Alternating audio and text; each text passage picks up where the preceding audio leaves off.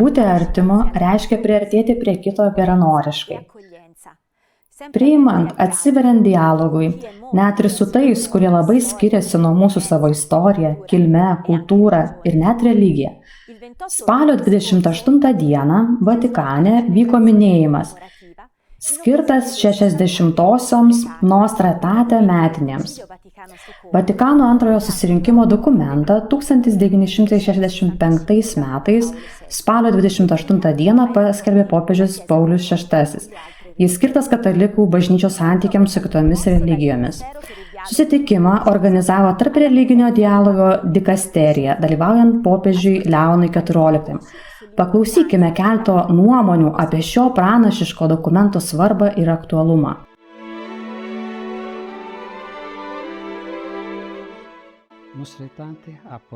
Nostra Aetate prieš 60 metų atnešė viltį tuometiniam pasauliui, nes jam trūko vilties.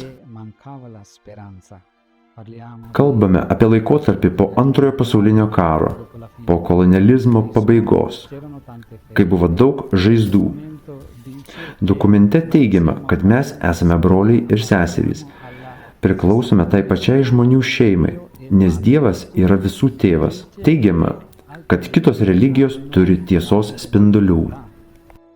Jei galvojame apie Nostra Aetate, nesvarbu, ar tai buvo prieš 60 metų, ar praėjus 60 metų. Tai tiesiog atskaitos taškas, kaip mes sveikinamės. Jis kviečia mus ištiesti ranką vieni kitiems, o ištiesti ranką su meile niekada neišeina iš mados. Dokumentas Nostra Aetate reiškia paradigmos ir požiūrio pokytį, nes jis prasideda fraze "Bažnyčia su pagarba žiūri į musulmonus". Ši besąlygiška meilė kitam žmogui skatina jį atsiverti, parodyti geriausias savo savybės. Dialogas – tai santykių kūrimas ir pirmenybės teikimas jiems. Kaip sakoma kunigų knygoje 19.18, turime mylėti savo artimą kaip save patį. Tiesa yra ta, kad tai padaryti iš tikrųjų labai sunku.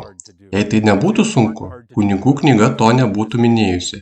Jėzus to nebūtų sakęs. Kiekvienas žmogus šioje planetoje yra čia tam, kad būtų mylimas ir jam būtų tarnaujama. Visada yra naujos kartos, kurioms reikia išmokti, ką reiškia dialogas. Šiems jaunuoliams sakau, tiesiog susitikite su žmonėmis, keliaukite, mokykitės kalbų, įgykite konkrečios dialogo patirties. Yra realus pavojus nugrimzti į gentinį klano mentalitetą ir tapatybę suvokti kaip dėžutę, kaip kalėjimą, kaip sporto klubo sirgalių klubą. Tai skurdina religiją, o tikra religinė dvasinė patirtis reikalauja dialogo kaip būtinos sąlygos patirčiai, atvirai pasauliui ir žmonijai.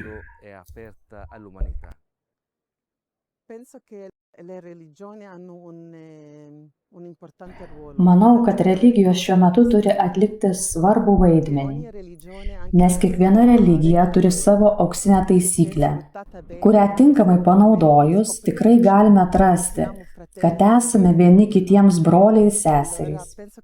Todėl manau, kad šiandien religijos, jei kiekviena nuoširdžiai gyvena savo tikėjimu, gali prisidėti prie to, kad žmonija gyventų darnoje ir santarvėje. Tiltų tarp tikėjimų statyba reiškia pripažinti, kad esame skirtingi, bet visi esame sukurti pagal Dievo atvaizdą. Tačiau norėdami tikrai įvertinti tiltą, turime suprasti, kad jis jungia du skirtingus taškus. Tiltas tarp tikėjimų jungia dvi labai skirtingas bendruomenės. Jei jis yra tikrai gerai pastatytas, jei yra tvirtas, jis leidžia mūsų skirtumams spindėti ir būti tuo, ką mes vertiname vieni kituose. Man viltį suteikia, kai matau atvirą, nuoširdų žmogų, kuris nesistengia imituoti ar įtikti kitiems. Žmogų, kuris su gilia užuojauta jaučia kito skausmą. Žmogų, kuris negali miegoti, nes jo kaimynas kenčia. Mane gąsdina abejingumas, nejautrumas kitų skausmui. Taigi, jei kenčiame kartu su kitais, jei sugebame kartu su kitais verkti, rytoj galėsime kartu švęsti.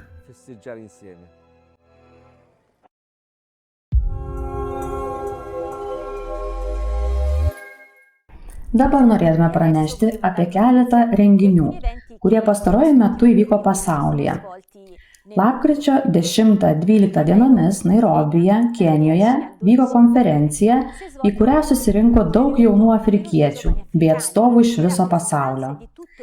Tikslas veikti tinkluose tiek vietinių, tiek tarptautinių lygių, siekiant skatinti taikos kultūrą, grindžiame atsakomybę, bendradarbiavimo ir jaunosios kartos indėliu. Čelsėja iš Nairobio papasakos, kaip viskas vyko. Mano vardas Čelsėja, esu iš Kenijos. Turėjau malonumą dirbti organizacinėme komitete renginio miestai, bendruomenės, rūpestis, jaunimo veikla, siekiant tvarios taikos. Jis vyko mano mieste, Nairobyje, Kenijoje, minint Jungtinių tautų 80-metį. Buvo labai įdomi ir įkvepianti patirtis dirbti komandoje, kuri padėjo surengti šį renginį. Buvo daugybė nepamirštamų akimirkų, vyko apskritojo stalo diskusijos ir debatai apie miestus, kaip pokyčių katalizatorius, apie miestų planavimą atspindinti bendruomenės vertybes, apie naujos kartos įgalinimą per jaunimo lyderystę ir apie Jungtinių tautų požiūrio į globalius iššūkius persvarstymą. Tarptautiniai ir įvairių miestų atstovai dalijosi savo patirtimi. Apskritojo stalo diskusijose susirinko ekspertai, kurie užmezgė reikšmingą dialogą. Buvo parengta taikos, teisingumo ir jaunimo emancipacijos įsipareigojimų chartija, kurioje pabrėžiama įsitraukimo svarba. Šis dokumentas atspindi Afrikos jaunimo nuomonę ir pokyčius, kuriuos jie nori matyti pasaulyje. Tikimės, kad tai bus atnaujintas įsipareigojimas, kartu tęsiant bendradarbiavimo procesą. Kaip ir kiekviename dideliame projekte, susidūrėme su sunkumais. Patirti tarptautinio bendradarbiavimo jėgą, dirbti kartu, kad iš Afrikos į likusį pasaulį būtų paskleistas sėkmingas renginys, mums priminė, ką galime pasiekti, kai esame vieningi. Lapkričio 28-30 dienomis Castel Gandolfo Marijampolėje centre vyko renginys Restarting the Economy, kurį organizavo Francesco ekonomikos fondas. Apie 600 jaunuolių iš 66 šalių susitiko jubiliejaus ir kūrinijos giesmė 800 metinių proga, kad diskutuotų su teologais, įvairių sričių mokslininkais, verslininkais, aktyvistais ir menininkais apie kai kurias iš šiuo metu aktualiausių problemų, pradedant nuo mūsų gamybos, vartojimo ir gyvenimo būdo. Kalėdos artėja, šiuo laikotarpiu tūkstančiai fokuliarų judėjimo vaikų, vadinamų Gen 4, daugelį pasaulio vietų dalyvauja iniciatyvoje Jie išvijo Jėzų. Hera Liubich, viešėdama dideliame Europos mieste, papuoštame Kalėdų šventėms, buvo sukrėsta to, kad nerado jokios nuorodos į tikrąją Kalėdų prasmę. Todėl ji pakvietė visus, ypač vaikus, grąžinti Jėzų į šventės centrą. Nuo tada Gen 4 vaikai iš viso pasaulio priėmė šį kvietimą. Kaip? Leiskime jiems patiems papasakoti.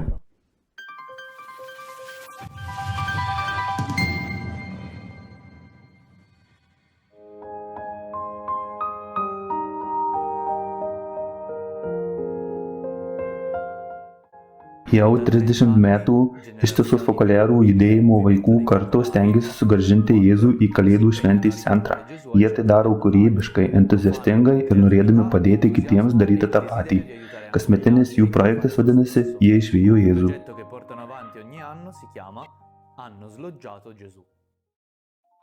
Juozapas ieško vietos, kur galėtų gimti Jėzus, Betliejuje jos nerado ir šiandien kartais namuose ir miestuose jam nėra vietos. Mes paruošiam mažus kūdikėlius, tada einam į savo miestus, lydimi suaugusių ir padovanojam juos žmonėms. Kartais jie mums duoda auką ir šiais pinigais kartu su Gen 4 visame pasaulyje padedame vaikams gyvenantiems karo šalyse arba patiriantiems sunkumų. Išgirsime 2 patirtis. Pirmoji yra iš Gvatemalos, Centrinėje Amerikoje.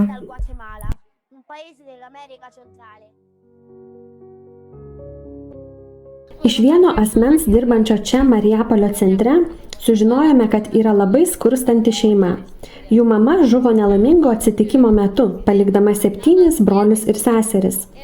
Projektas Jie išvijo Jėzų atsiuntė mums finansinę pagalbą ir mes nupirkome maisto, kiaušinių, pieno, sriubos. Vaikai gyvena su savo močiute. Kai jie gavo pagalbą, jų džiaugsmas buvo didžiulis. Akimirksniu jie pajuto, kad nėra vieni, kad daugybė vaikų visame pasaulyje daro mažus dalykus, kad jiems padėtų. Bet mes norime padaryti viską, kas įmanoma, kad galėtume tęsti kartu su visais pasaulio Gen 4 vaikais. Un'altra bella esperienza arriva dal Burkina Faso, in Africa. Ci hanno mandato un video. Aš dirbu Fokuliarų įkurtame vaikų darželyje. Neseniai susitikau su mama mergaitės, kuri 22 metais lankė mūsų mokyklą. Žinojau, kad ši mama prieš 4 metus susilaukė dvynių. Pasakiau, kad būtų puiku, jeigu galėtume juos įrašyti į mokyklą, bet ji paaiškino, kad ekonominė situacija yra labai sunki. Grįžusi į Fokuliarą, pasikalbėjau su kitomis fokuliarėmis ir pradėjome melstis už tą šeimą.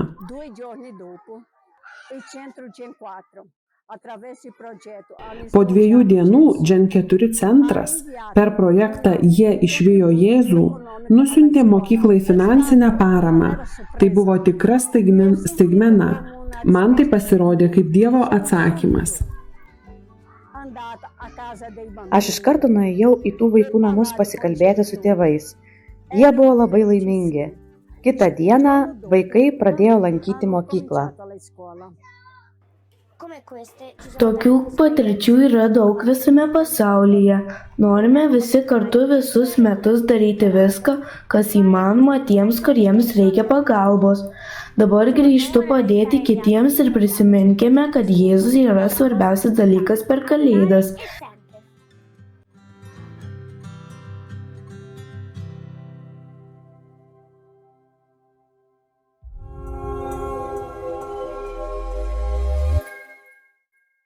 Con questo sguardo già rivolto al Natale, passo la parola a Margaret Karam e Jesus Moran, presidente e copresidente. Žvelgdama į Kalėdas perduoti žodį Margaret Karam ir Jesus Moran, Fokuliarų judėjimo prezidentai ir koprezidentui.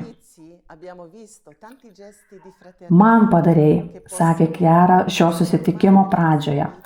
Laidoje matėme daug brolystės gestų, kurie gali pakeisti mūsų kasdienį gyvenimą, bendraujant su įvairiais žmonėmis. Kaip sakė Kiara, materialaus ir dvasinio gailestingumo darbais.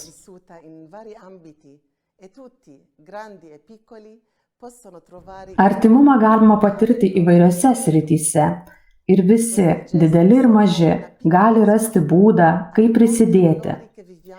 Šie gestai yra nedidelis atsakas į daugelį skausmų, kuriuos šiandien patiriame. Tie gestai palaipsniui padeda atkurti socialinį audinį. Mes matėme įvairias situacijas – migraciją, skurdą, švietimą, aplinkos apsaugą, net mažiausius, kurie prisideda kūrybiškai ir su didelė meile. Tūkstančiais formų šiandien įkūnijami žodžiai – jūs tai padarėte man. In questi anni abbiamo visitato la gente del movimento che vive in paesi in guerra per mostrare loro la nostra prossimità e solidarietà. Per pastaruosius metus mes aplankėme judėjimo žmonės gyvenančius karo apimtose šalyse, kad parodytume jiems savo artumą ir solidarumą. Prieš metus Kalėdas praleidome Šventojoje žemėje. Bendravome su ten gyvenančiais mūsų bičiuliais iš įvairių religijų, ypač su krikščionimis.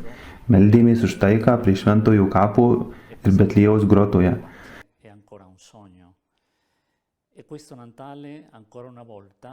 Praėjo metai, o taika vis dar tik svajonė.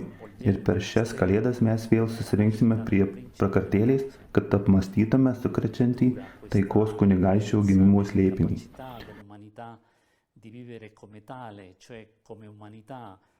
Sunku susitaikyti su tuo, kad žmonija nesugeba gyventi kaip žmonija. Tai yra, kaip įvairiausių esybių šeima, kurią sudaro žmonės turintys neliečiamą orumą. Šiuo atžvilgiu mane guodžia popiežius Leonas, cituojantis Augustiną.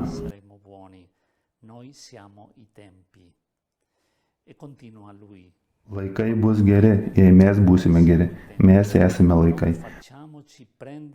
Popiežius Leonas tęsia, mes esame laikai. Nesileiskime nuliūdinami matydami smurtą aplink. Žinoma, tai priklauso nuo mūsų. Dar kartą kontempliuodami šviesų kūdikio veidą, padvigubinkime savo įsipareigojimą daryti gerą visiems. Taigi, gražiausias linkėjimas, kurį galime savo palinkėti ir kurį norime išgyventi artimiausiomis advento dienomis, yra padvigubinti, sustiprinti savo gerumo veiksmus tiems, kurie labiausiai kenčia, nes jei gerai pagalvosime, būtent jie pripildo mūsų širdis meilę ir leidžia mums patirti, kad daugiau džiaugsmo yra duoti nei gauti. Tai yra įsipareigojimas, kurį norime pasiūlyti Jėzui, kad šios kalėdos būtų brolystės ženklas, kad jis mums padovanotų tikrą taiką mūsų širdyse ir pasaulyje, ypač šalyse, kuriuose jos dar trūksta.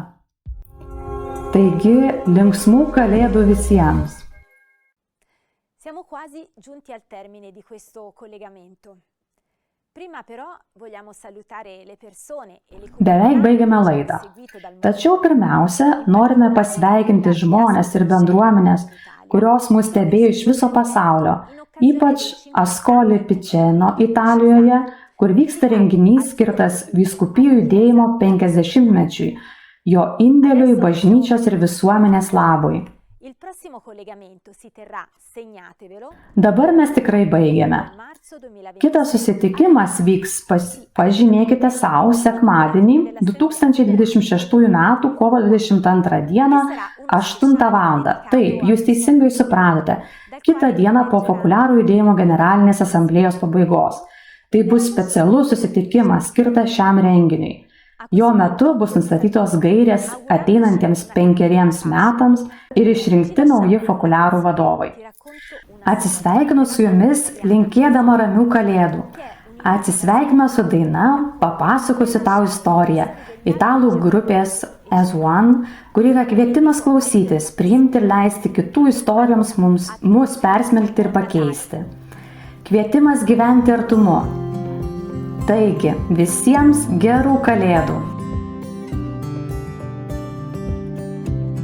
Come faccio a starti più vicino e a capire bene il tuo cammino, se perdo tutto il tempo a giudicare, a credere di essere già all'arrivo e non penso ci sia differenza, anche se siamo ad ore di distanza, anche se fingo di aver visto tutto, alla fine